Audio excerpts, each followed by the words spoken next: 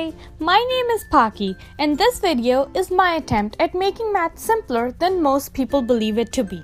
Today, I'll be covering the topic of probability. The other day, my friend and I were hungry, so we went to the kitchen only to find out that there was only one donut left for the both of us. As we really wanted that donut, we decided to flip a coin for it to choose who gets it. At that time, I wondered what my chances of winning were, and it immediately struck me that I could use probability to calculate that.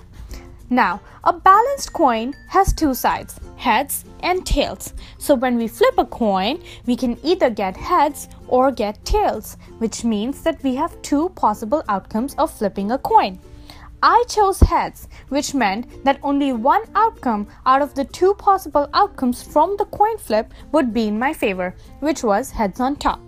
This meant that I had a 1 out of 2 chance of getting heads, so I can eat that donut. Through this example, we can derive the equation for the probability of an event.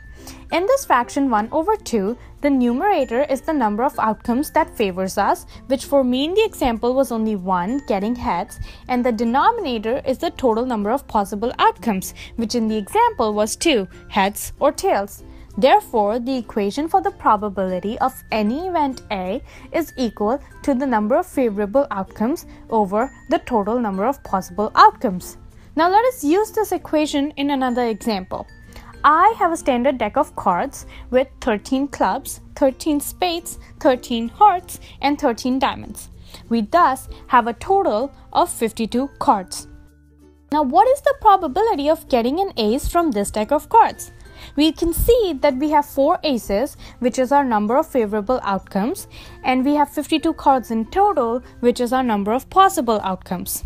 So, according to the equation, the number of favorable outcomes over the number of possible outcomes, our probability is equal to 4 over 52. To get this fraction in its lowest form, we divide both the top and the bottom by 4, which gives us 1 over 13.